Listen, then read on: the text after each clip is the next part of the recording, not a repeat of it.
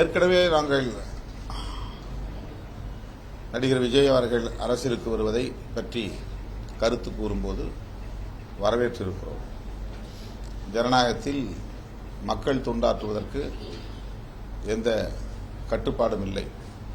யாரும் எந்த நேரத்திலும் அரசியலுக்கு வரலாம், பொதுமக்களுக்கு தொண்டாற்றலாம். அதுதான் ஜனநாயகம். அந்த வகையில் நடிகர் விஜய் அவர்கள் இன்றைக்கு கட்சியின் பெயரை அறிவித்திருப்பது வரவேற்புக்குரியது, வரவேற்கிறோம்.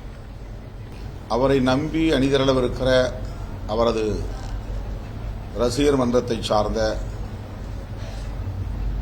இளைஞர்களுக்கு அவர் நம்பிக்கையாக கருத்துக்களை சொல்ல கடமைப்பட்டிருக்கிறார். அவருடைய நம்பிக்கை முக்கியமானது.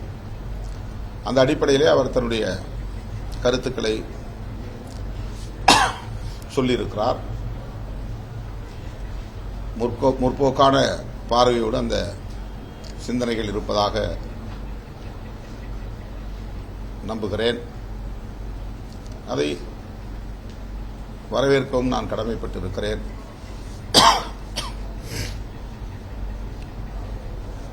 அவருடைய தொலைநோக்கு பார்வை